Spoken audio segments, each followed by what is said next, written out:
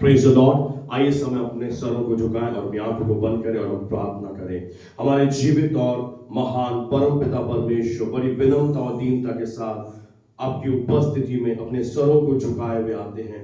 पिता, हम आज के इस पवित्र दिन के लिए आपका धन्यवाद देते हैं कि आप अपने वचन के अनुसार प्रभु यीशु मसीह जी उठे। आप जीवित परमेश्वर हैं, आपने मौत को हराया है। प्रभु, हम आपका धन्यवाद देते हैं। आज ऑनलाइन आराधना के ऊपर आपका भारी अभिषेक कहते हैं। जब हम मिलकर प्रभु आपकी स्तुति और आराधना करते हैं, हम ऐसी आराधना आपको चढ़ाने पाए जिससे आप प्रसन्न होते हैं। प्रभु, जब हम प्रार्थना करते हैं, उन प्रार्थनाओं के द्वारा आप लोगों को, जीवनों को छूकर बदल दीजिए। प्रभु, सामर्थिक कामों को आज की इस आराधना के द्वारा प्रकट कर हम आपके सामर्थ्य जीवित वचन को भी आपके हाथों में सौंपते हैं। आगे की पूरी पवित्र आराधना पर, सभा पर आपका पवित्र हाथ, आपका सामर्थ्य कहते हैं। इसी समय पवित्र आत्मा आपकी उपस्थिति जितने घरों पर हमारे साथ जुड़े हुए हैं उनकी जिंदगियों में होने पाए। आपका उपस्थिति अद्भुत रीति से समय बढ़ता जाए।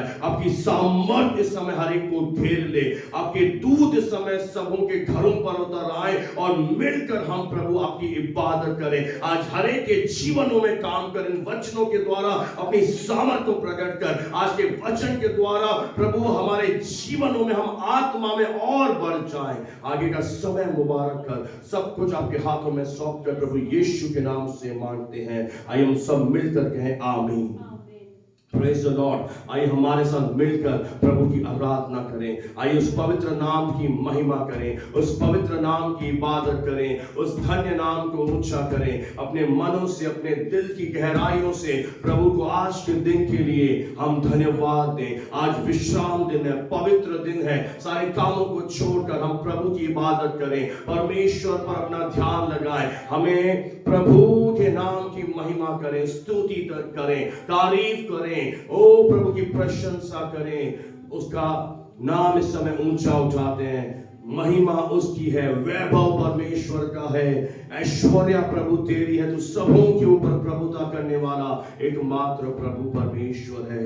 आपका नाम धन्य हो। आइए मिलकर प्रभु को आराधना चढ़ाएं। उसके जैसा कोई नहीं है। तुझ सा इस जहां में और कोई है नहीं, तुझ बिन आसरा मेरा है ना कहीं। रहूं तेरी बाहों में प्रियतम मेरे, तू ही मेरा सर्वस्व यीशु मेरे। हाँ, तुझ सा इस जहां में और कोई है नहीं, तुझ बिन आसरा मेरा है ना कहीं। रहूं तेरी बाहों में प्रियतम मेरे, तू ही मेरा सर्वस्व। आइए मिलकर आराधना तेरी आराधना, यीशु मेरे तेरी आराधना, आराधना तेरी। आइए हाथ को हिलाते हुए उसकी आराधना करें। यीशु मेरे तेरी आराधना, अर्पण करता हूँ खुद को हाथों में तेरे। धो दे मुझको तू प्रभु वचनों से तेरे, तेरी इच्छा पर ही तू मुझको चला। भर दे पवित्र आत्मा से मुझको खुदा। ये मिलकर कहें, अर्पण करता हूँ खुद को हाथों में तेरे। धो दे मुझको तू प्रभु वचनों से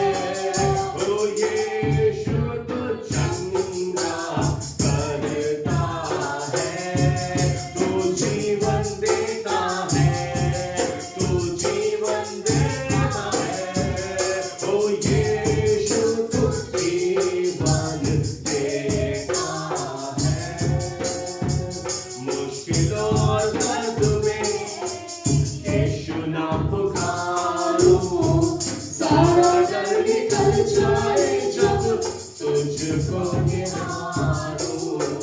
तेरे वायदों पे मैं अटल बना रहूं, हालात हर वचन से बदलूं। तू चंगा करता है, तू चंगा करता है, यीशु तू चंगा करता है। तू जीवन देता है, तू जीवन देता है, यीशु तू जीवन देता है। ओ यीशु तू जीवन देता है। आराधना तेरी आराधना, यीशु मेरे तेरी आराधना, आराधना तेरी आराधना, यीशु मेरे तेरी आराधना। चलता मैं रहूं तेरी राहों पर सदा, बनके रहबर मेरा तू चलना संग खुदा। तुझ पर ही बना रहे मेरा भरोसा, तू मेरी चट्टान रहूं तुझ में फिर सदा। चलता मैं रहूं तेरी राहों पर सदा, बनके रहबर मेरा तू चलना संग खुदा। तुझ पर ही बना रहे मेरा भरोसा, तू मेरी चट्टान रहूं तुझ में फिर सदा। ये हाथ को खड़ा कर, आराधना तेरी आराधना, यीशु मेरे तेरी आराधना, आराधना तेरी आराधना, यीशु मेरे तेरी आराधना, आराधना तेरी आराधना, यीशु मेरे तेरी आराधना। हाँ मेरे प्रभु परमेश्वर, आपके उस महानतम अनुग्रह से हम आपके मार्गों पर सदा सदा चलते रहें, और हमारा भरोसा प्रभु केवल तेरे वचनों पर ही होने पाए। पिता पिता हम धन्यवाद देते हैं सुंदर आशीषित समय और अद्भुत आराधना के लिए। अपने सिंहासन प्रभु हमारे मध्य में जहां जहां लोग प्रभु हमारे साथ जुड़े हुए हैं प्रभु, आप दूर और नजदीक के परमेश्वर, आपके लिए दूरी कोई मैटर नहीं करती प्रभु। आपका आत्मा इस समय हर एक को प्रभु छुए, हर एक के हृदयों के अंदर प्रभु तेरी असीम शांति आए। आज ये पवित्र दिन हम आपका धन्यवाद देते हैं, और अनंत महिमा का स्थान प्रार्थना भवन इस कलीसिया पर जिसे आपने रोपा है प्रभु यीशु के नाम से हम इसे आशीष कहते हैं। ये कलीसिया फले फूले और बढ़ती चली जाए, विश्वास में, आत्मा में, गिनती में, वरदानों में, फल में, हर बात में प्रभु कलीसिया दिन दुगनी रात चौगनी तरक्की करे। इस कलीसिया के सभी प्रभु विश्वासी गणों के लिए, उन परिवारों के लिए हम प्रार्थना करते हैं जो हमारे साथ जुड़े हुए हैं। हर एक के बच्चों के ऊपर, परिवारों के ऊपर, कमाई के ऊपर हम बढ़ोतरी कहते हैं, आशीष कहते हैं, चंगाई की हम और छुटकारे की प्रभु यीशु मसीह के नाम में हम घोषणा करते हैं। हर एक की सहायता और मदद कर पिता। प्रार्थना करते हैं यदि कोई बीमार है प्रभु, उस बीमार की अवस्था में आप उसके बिछोने पर उसे छू ले। आपका वचन कहता है कि वह चंगा होकर तेरी महिमा करेगा। हर एक कमजोरियों को दूर करें, अपनी आत्मा से प्रभु छूकर अपनी महिमा को प्रकट करें। पवित्र आत्मा का सामर्थी हाथ इस समय इनके शरीरों पर आने पाए प्रभु, इनकी परिस्थितियों पर आने पाए पिता। हर एक लाचारियां इनके जीवन से चली जाए, हर एक निराशाओं का अंत होने पाए प्रभु, हर एक रुकावटें प्रभु सुनने वालों की जिंदगियों से चली जाए। बिजनेस पर, नौकरियों पर प्रभु, गृहिणियों के ऊपर, ओ प्रभु, बाल बच्चों के ऊपर, जवानों के ऊपर, सारी कलीसिया के ऊपर, बुजुर्गों के ऊपर ऐसे अद्भुत हाथ तेरा प्रकट होने पाए। मौसम की प्रकोप से भी बचा प्रभु, ठंड से बचा प्रभु। प्रार्थना करते हैं छोटी बेटी प्रशंसा को आपके सामर्थ्य हाथ में सौंपते हैं प्रभु। उस बेटी को तेरे वचन को कहकर चंगाई कहते हैं, ठंड का प्रभाव इस बेटी के शरीर से चला जाए, उल्टी होना दस सारे बंधन टूटे। बेटी को हम तेरे लहू में कवर करते हैं, दीर्घायु दे प्रभु। परिवारों पर हम आशीष कहते हैं पिता।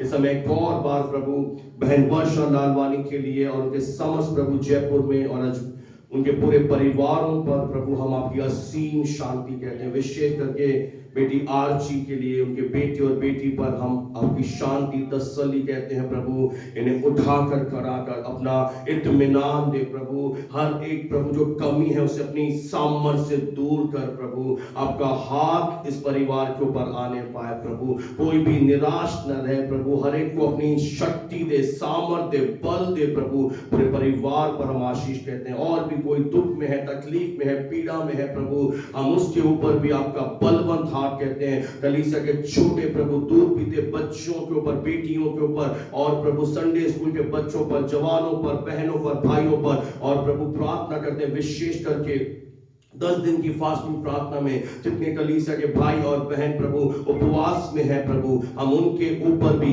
प्रभु यीशु मसीह के जिंदा और सामर्थी नाम से आपका हाथ कहते हैं। सबको ताकत दे, बल दे प्रभु, उनके साथ हो, सहायता कर, मदद कर पिता। आगे का समय मुबारक कर। परमेश्वर के पवित्र वचन की सेवकाई को हम आपके हाथों में सौंपते हैं प्रभु। यीशु मसीह के जीवित और सलाली नाम से मांगते हैं। आइए हम मिलकर कहें आमीन। Praise the Lord.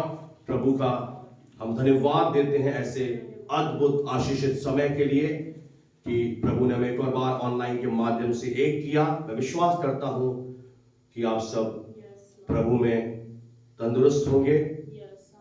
इस समय मैं कुछ सूचनाएं आपके साथ साझा करना चाहता हूं। जैसा आप सब जानते हैं कि 2026 में पवित्र आत्मा की अगुवाई से जनवरी 16 से लेकर यानी जनवरी 25 तक 10 दिन का उपवास प्रार्थना में कलीसिया था। और जितने भाई बहनों ने उपवास रखा प्रभु ने आशीष दे। और आज उपवास प्रार्थना का आखिरी दिन है, 10वां दिन है। और आज ऑनलाइन सभा के बाद दिन के दोपहर 1 बजे से लेकर जैसा प्रभु के आत्मा ने हमें अगुवाई दिया, हम परमेश्वर के घर में उपवास के साथ प्रार्थनाएं करेंगे, वचन की सेवा होगी, अभिषेक की प्रेयर्स होंगी और भी बहुत अद्भुत कार्य प्रभु का आत्मा करेगा। क्योंकि इन दिनों जब जब कलीसिया इकट्ठी हुई प्रभु ने अद्भुत रीति से वचनों से बात किया, बहुत ही भविष्यवाणी के शब्द आए और बहुत ही जबरदस्त अभिषेक उतरा, आत्मा से लोग भर गए। तो ये आखिरी दिन है, ये अवसर को बहुमूल्य समझिए और आत्मा में बढ़ने के लिए, प्रभु के साथ मजबूत बने रहने के लिए मैं आपसे निवेदन करता हूं कि अधिक से अधिक आप आए और 1 बजे आए और हम मिलकर आज के दिन प्रार्थना करें और अपना फास्ट हम खोलेंगे। प्रभु आप सबको आशीष दे। आइए मेरे प्रियो, ये समय होगा कि हम परमेश्वर के वचन को सुनेंगे। आप सब तैयार हैं? मैं विश्वास करता हूं मेरे प्रियो कि आज प्रभु अद्भुत रीति से हमसे बातें करने जा रहा है और प्रभु का आत्मा इन वचनों के द्वारा अवश्य आपको स्पर्श करेगा। पर अपने मन को कठोर ना करें। जब प्रभु का आत्मा आपसे बात करे, अपने मन को कठोर ना करें, एक बालक की नाई विश्वास करें और प्रभु के वचनों को रिसीव करें। आमीन। तो आज हम प्रभु के वचन में जाएंगे। पहला कुरिन्थियों उसका 9वां अध्याय और 24 वचन मूल वचन है जिससे हम मनन करेंगे। या इस प्रकार से लिखा है, क्या तुम नहीं जानते कि दौड़ में तो दौड़ते सभी हैं परंतु इनाम यानी प्राइज एक ही ले जाता है।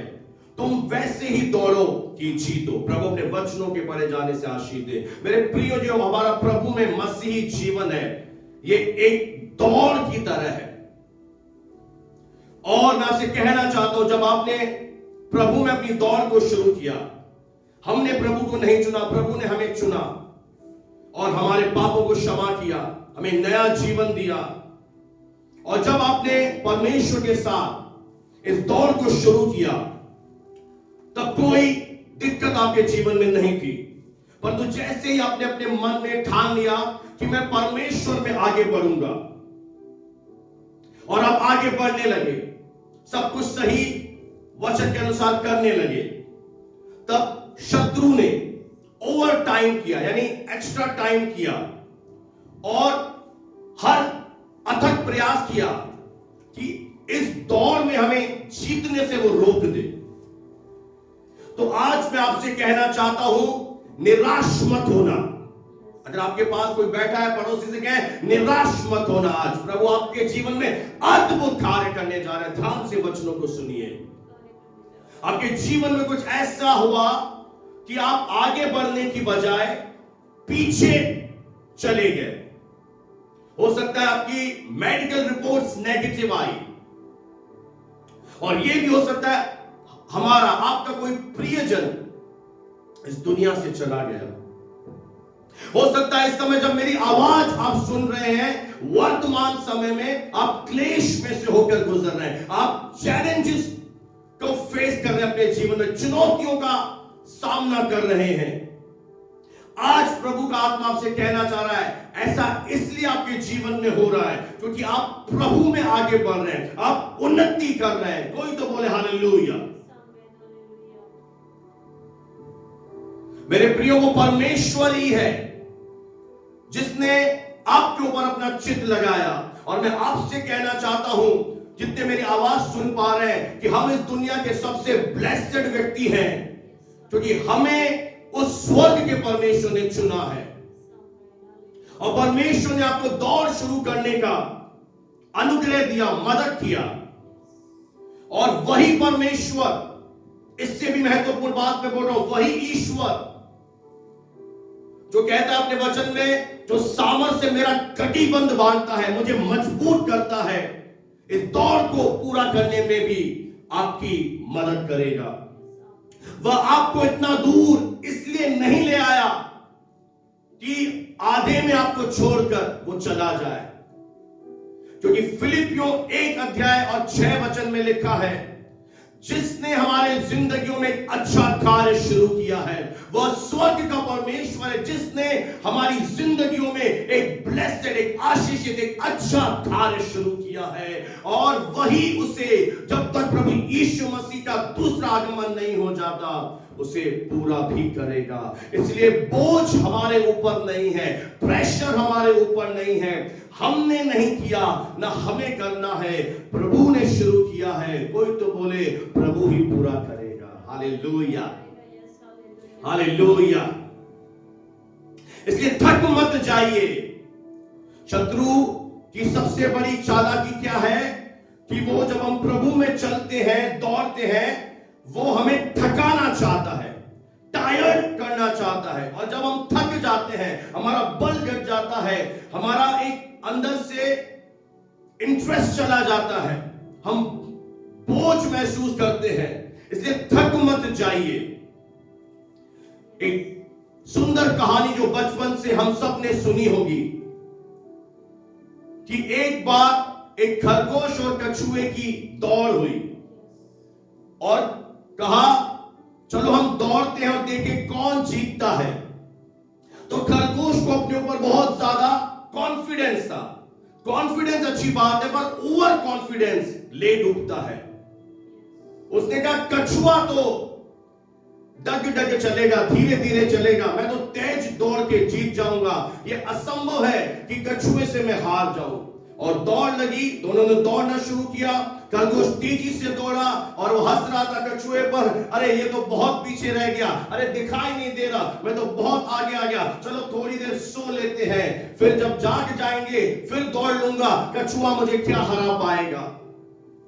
पर कछुए ने एक काम किया, वह रुका नहीं, वह थका नहीं, वह निराश नहीं हुआ कि परमेश्वर आपने खरगोश को तो इतना ऐसा बनाया है कि वो तेज दौड़ता है, मुझे ऐसा क्यों बनाया, मुझे कछुआ क्यों बनाया। मैं आपसे कह रहा हूं, अपनी तुलना किसी से मत करें। परमेश्वर ने आपको अद्भुत रीति से रचा है और मां के गर्भ में बनाया है। आप परमेश्वर के मास्टरपीस हैं, एक कलाकृति है परमेश्वर के, अद्भुत रचा है। किसी से कंपैरिजन मत करें। परमेश्वर ने हर एक के अंदर कुछ ना कुछ खूबियां दी हैं। आप यूनिक हो, आप यूनिक हो, मैंने कहा। और कछुआ दौड़ता रहा और थोड़ी देर के बाद खरगोश की आंख खुली। उसने कहा चलो, कछुआ तो बहुत पीछे होगा। मैं तेजी से पहुंच गया, पर जब वो पहुंचा उसकी आंखें खुली की खुली रह गई। वो हैरान हो गया कि कछुआ पहले कैसे पहुंच गया, कछुआ तो जीत नहीं सकता था, कछुआ कैसे पहुंच गया। इसलिए बाइबल का परमेश्वर कहता है जो पिछले होंगे वो पहले हो जाएंगे और जो पहले होंगे वो पीछे हो जाएंगे। तो आज के वचन से बुद्धिमानी इसी में है कि इस दौड़ को बुद्धिमानी से दौड़ो, प्रभु में बढ़ते जाओ, प्रार्थना में बढ़ते जाओ, वचन को महत्व दो, संगति को महत्व दो। प्रभु से इस साल नए वरदान मांगो, आत्मा में उन्नति करो, थको मत, रुको मत, क्योंकि हमें इस दौड़ को पूरा करना है। और हमारी दौड़ कहां तक है? उस स्वर्ग तक है। जब तक हम उस अनंत जीवन में प्रवेश नहीं कर लेते, हमें रुकना नहीं है। इसलिए मैं आपको उत्साहित कर रहा हूं कि कहीं आप आत्मा में ठंडे पड़ गए हैं, परिस्थितियों ने आपको ठंडा कर दिया है, तो आज गर्म हो जाइए, पवित्र आत्मा से भर जाइए और फिर से दौड़ना शुरू करें। क्योंकि बाइबल कहती है दौड़ते सब हैं, प्राइस एक को मिलता है।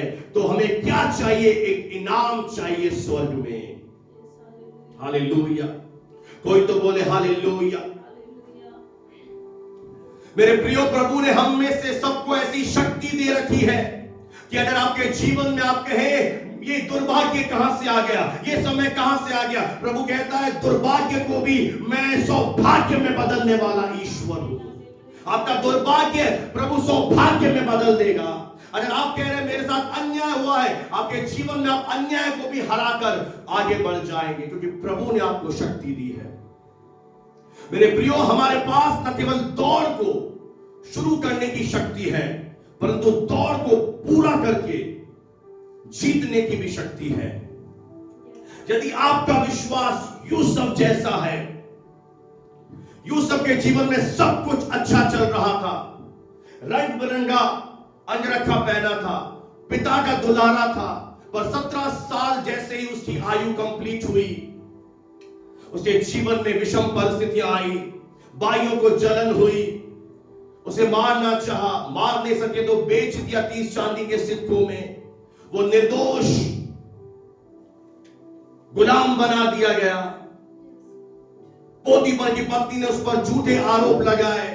वो कह सकता था इससे समय में परमेश्वर से, प्रभु मैं तो बिल्कुल ईमानदार जीवन जी रहा हूं, मैंने तो कोई झूठ भी नहीं बोला, मैंने तो किसी की चोरी नहीं करी, मैंने तो किसी के साथ कुछ नहीं गलत किया, फिर मेरे साथ ऐसा क्यों हो रहा है? मेरे प्रियो, परख जो होती है, परीक्षाएं दुष्टों की नहीं होती है, धर्मियों की होती है। और इसलिए प्रभु धर्मियों को परखता है कि प्रभु धर्मियों को इनाम देना चाहता है, अवार्ड देना चाहता है।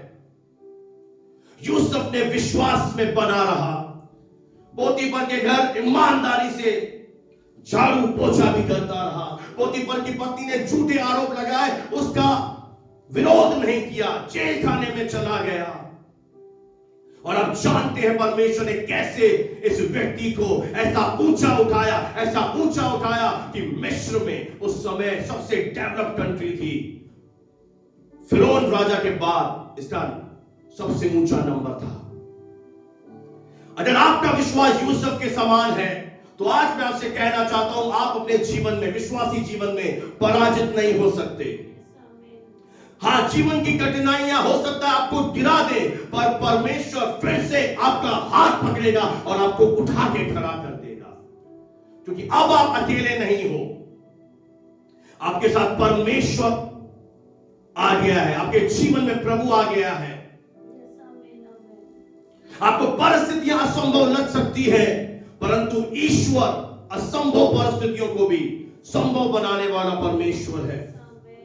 और जिनके ऊपर ईश्वर का अनुग्रह आता है, जिनके ऊपर ईश्वर का ग्रेस आता है, उन्हें इस दुनिया की कोई भी अंधकार की शक्ति हरा नहीं सकती। हाँ, लग सकता है कि ये गिर गया, ये खत्म हो गया, पर वो गिरकर फिर से खड़ा होगा, वो खत्म नहीं होगा।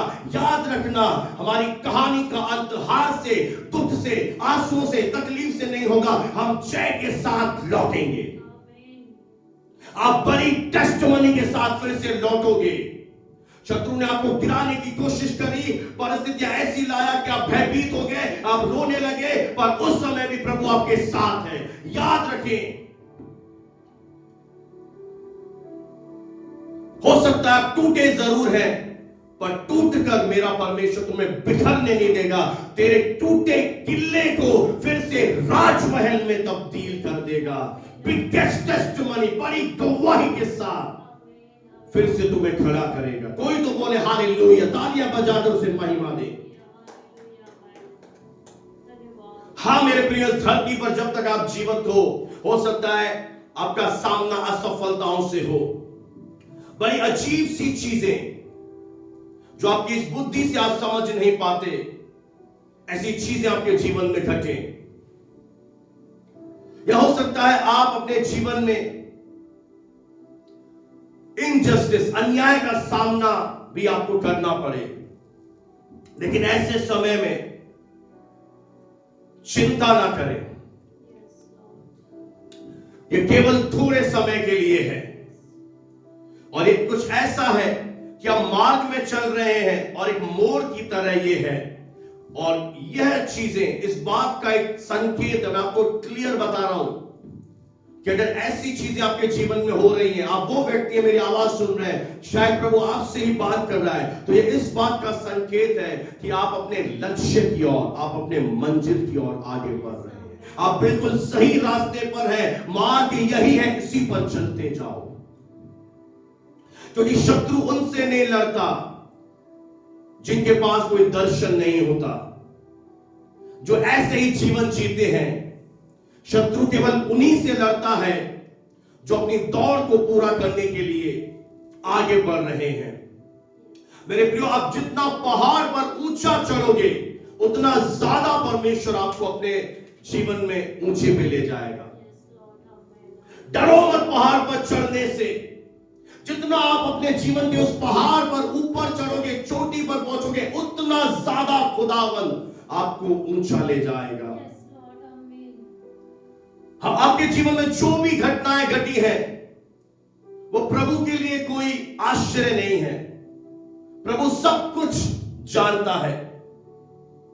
प्रभु सब जानता है। आप इस समय तराई से होकर गुजर रहे हैं। प्रभु ये जानता है कि आप अपने जीवन में लोएस्ट पॉइंट पर है। बिल्कुल यूसुफ की तरह हो सकता है आप खड्डे में गिर पड़े हैं, इस समय खड्डे में से होकर जा रहे हैं। हो सकता है आप बिल्कुल घोर निराशाओं में से होकर इस समय जा रहे हैं। प्रभु सब जानता है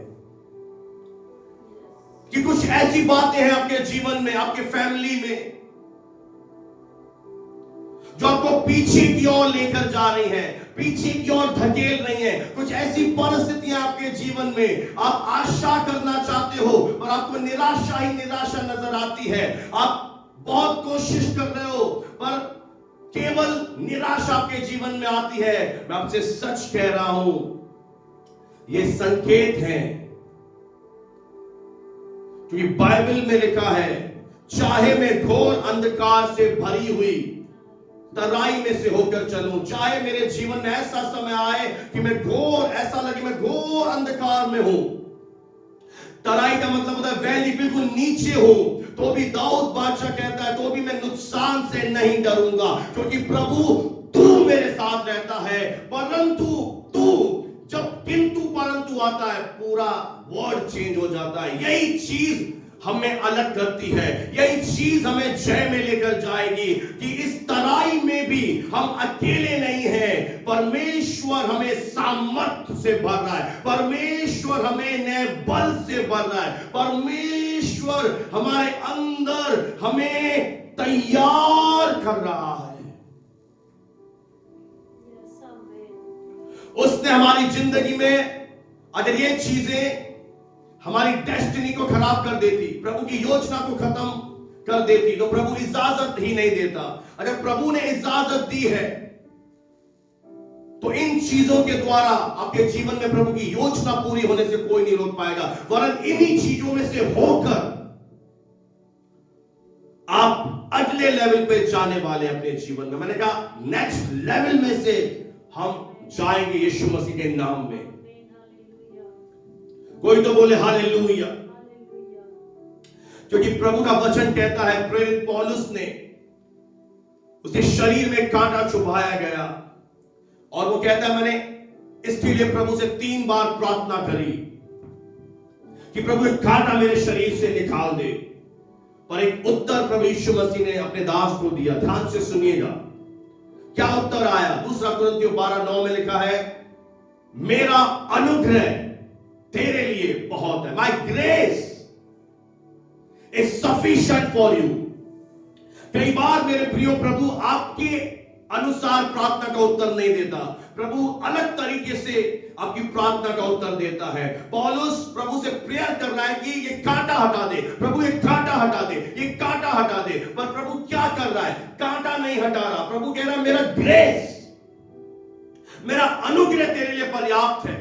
कई बार हम प्रभु से कहते हैं प्रभु ऐसा हो जाए, ये कर दे, वो कर दे, पर प्रभु कहता है जो मैंने दे दिया है, प्रभु ने हमें वो ग्रेस दे दिया है, वो अनुग्रह दे दिया है इस जीवन को जीने के लिए, पहाड़ों को उखाड़ने के लिए, समस्याओं का सामना करने के लिए, आंधी को थामने के लिए। इसलिए हम बाहर ना ढूंढे। प्रभु कहता है मैंने तेरे अंदर हर बात के लिए ग्रेस अनुग्रह दे दिया है। प्रभु को पता है कि आपके जीवन में कैसी चीजें आएंगी, इसलिए पहले ही से प्रभु ने आपको वो ग्रेस दे दिया है, आपके ऊपर फेवर दे दिया है, तेल आपके ऊपर उंडेल दिया है। और एक दिन आएगा जब तेल आता है, अभिषेक आता है, सामर्थ आती है, पावर आती है, तो जीवन खाली नहीं रहते, जीवन सूने नहीं रहते, जीवन उमड़ना शुरू हो जाते हैं। आप बहता हुआ एक अद्भुत पात्र बन जाएंगे। हालेलुया। आपको किस चीज के लिए ग्रेस चाहिए? प्रभु कहता है मेरा ग्रेस, क्योंकि उसकी सामर्थ निर्बलता में सिद्ध होती है। जब हम निर्बल होते हैं, जब हमें लगता है कि हम कमजोर है, प्रभु कहता है मेरा ग्रेस मैंने तुझे दे रखा है। आज अपनी आंखें परिस्थितियों से हटाइए और जो ग्रेस, जो अनुग्रह आपके जिंदगी में प्रभु ने दे दिया है, उस अनुग्रह को लेकर फिर से दौड़ना शुरू करें। रुक मत जाइए, थक मत जाइए, प्रभु के मार्ग में चलते चलते ठंडे मत पड़ जाइए। परिस्थितियों के कारण आपका विश्वास डगमगा ना जाए, क्योंकि अगर आपने प्रभु पर विश्वास किया है, वह विश्वास योग्य परमेश्वर है। उसका वचन कहता है जो लोग परमेश्वर से प्रेम करते हैं उन लोगों के लिए सारी बातें, सारी यानी सारी, एवरीथिंग जो भी हमारे जीवन में होगा, सारी बातें एक दिन मिलकर ये पहेली सुलझेगी, एक एक टुकड़ा जुड़ेगा और आपको उत्तर मिलेगा। सारी बातें मिलकर एक ही चीज प्रकट करेगी, वो है परमेश्वर की भलाई। लिख लेना अपने डायरी में। एक दिन आएगा, आगे कहता है जो उसकी इच्छा के अनुसार बुलाया गया। हमें बुलाने वाला पवित्र है, हमें बुलाने वाला विश्वास योग्य है, पर हम भी विश्वास में बने रहें। अदमों की बात सुने जो परमेश्वर ने आपके ऊपर नियुक्त किए हैं। अवसर को बहुमूल्य समझिए। अभी आपको बुलाया जा रहा है, निमंत्रण दिया जा रहा है। प्रभु आपको बुलाकर आपको अभिषेक, आपको सामर्थ, आपको आत्मा में बढ़ाना चाहता है। कहीं आप दिखाई ना करके उस अभिषेक से वंचित न रह जाए, क्योंकि प्रभु कहता है यदि तुम नहीं बोलोगे पत्थर बोल उठेंगे। क्योंकि प्रभु का काम कोई नहीं रोक पाएगा। वरना आप ब्लेस्ड है जो प्रभु आपको बुला रहा है। कभी जिंदगी में मेरी एक बात याद रख लेना, कभी प्रभु के काम के लिए इनकार मत करना, नहीं तो एक ऐसा दिन आएगा जब आप पछताएंगे कि मेरे से बहुत बड़ी गलती हो गई। क्योंकि स्वर्ग को अगर आपने हल्के में ले लिया, आपने अगर प्रभु यीशु मसीह को ऐसे ही ले लिया, तो एक दिन हम बहुत पछताएंगे। क्योंकि प्रभु यीशु मसीह मानव जाति का परमेश्वर है और वो इतना दयालु है, अनुग्रहकारी, आपसे इतना प्रेम करता है कि आपको बार बार बुला रहा है, हे मेरे बेटे लौटा, हे मेरी बेटी लौटा मेरे घर में, संगति से दूर मत रहे। और भी जो चीजें तेरे जीवन में वो इतनी जरूरी नहीं है जितना संगति, जितना अभिषेक है, जितना प्रभु के घर में आना है, क्योंकि यहीं से हम प्रभु के पास जाएंगे। उस दिन हम उसे क्या मुंह दिखाएंगे? क्या आप जानते हैं मेरे प्रियो, जब हम दौड़ शुरू करते हैं, जो धावक होते हैं, जब दौड़ आप शुरू करते हो उस समय आप बहुत फ्रेश होते हो, ताजे होते हो, तरोताजा होते हो, आपके अंदर ऊर्जा होती है, सामर्थ होती है, बहुत एनर्जी, जूस पीते खड़े होते हैं।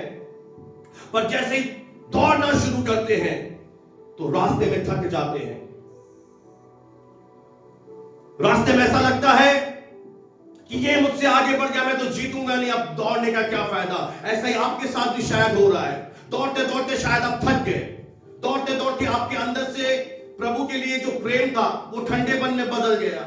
अब आपको लगता है आत्मा में बढ़ने से क्या फायदा। मैं आपसे एक बात पूछना चाहता हूं, आपने छोटे बच्चों को देखा होगा, अगर छोटे बच्चे छोटे ही रहे तो कैसा लगेगा आपको?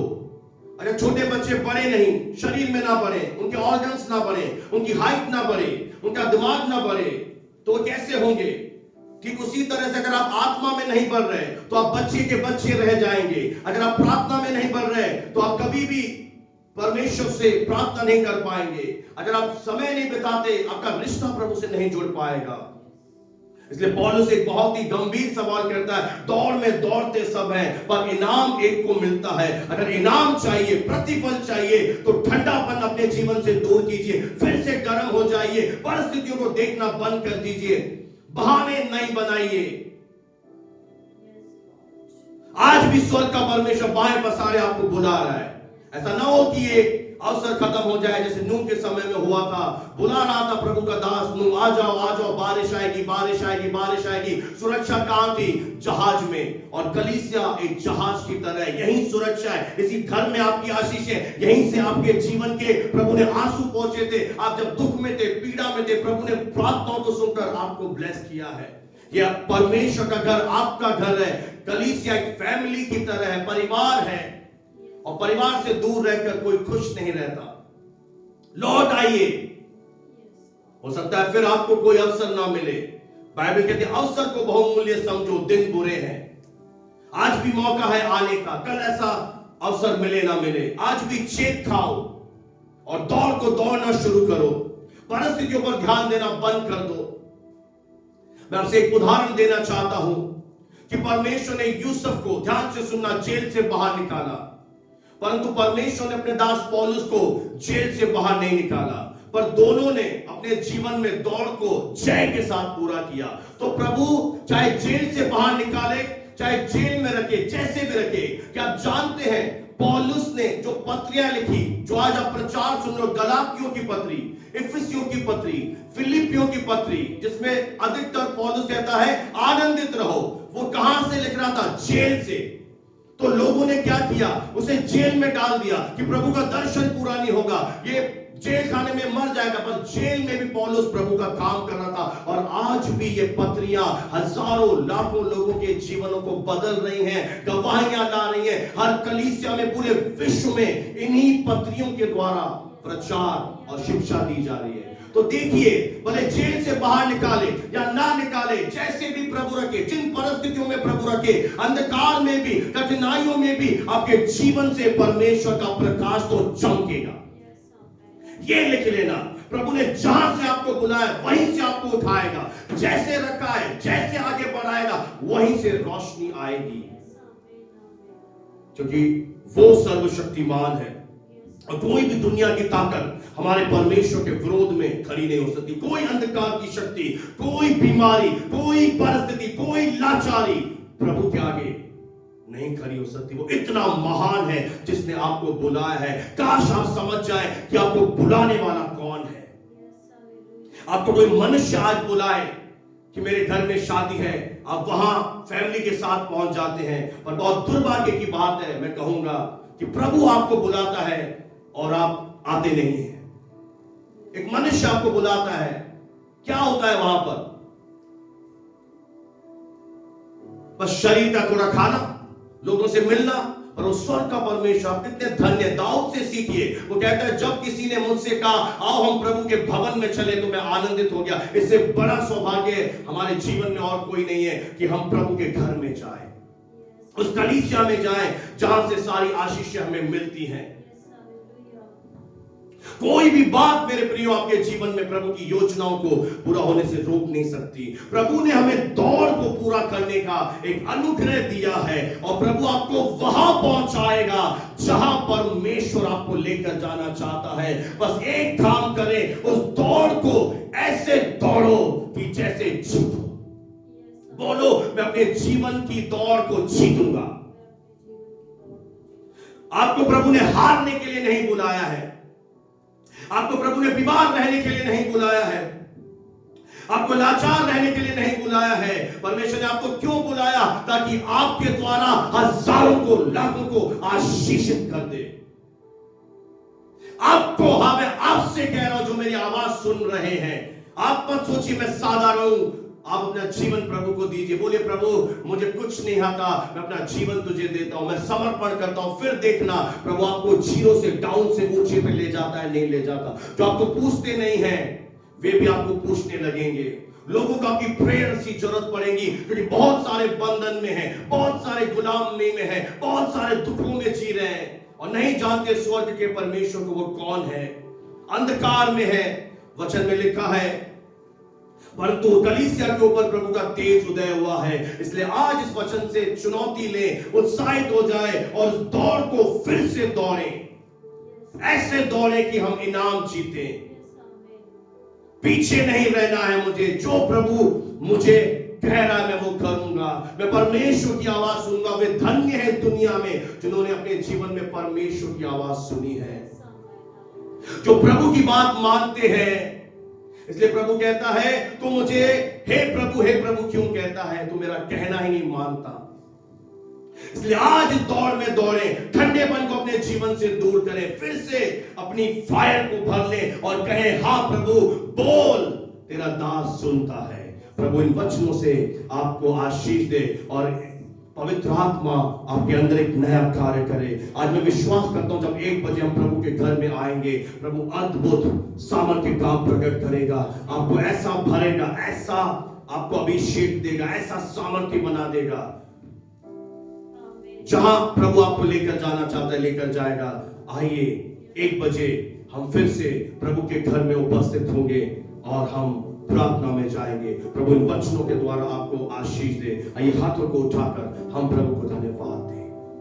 Thank you father, thank you Lord, thank you Lord, thank you Lord. पिता आपका धन्यवाद। इस समय जो दान भेंट दशवांश आप प्रभु के घर के लिए लाते हैं उसे अलग करें ऑफरिंग बॉक्स में, और ऑनलाइन आप देना चाहते हैं आप बोल सकते हैं। प्रभु आपको बहुत आशीष दे। आइए आशीर्वाद वचन को लेकर हम यहाँ से उठ सकेंगे और पिता परमेश्वर का प्रेम, प्रभु यीशु का अनुग्रह, पवित्र आत्मा की संगति और सहभागिता आपसे लेकर हमेशा हमेशा तक तक हम तमाम उपस्थित लोगों के साथ और कुल जान के सभी विश्वास करने वाले पवित्र भाई बहनों के साथ प्रभु यीशु के दूसरे आगमन तक होता रहे। आइए हम सब विश्वास और जोर से कहें आमीन, आमीन, आमीन।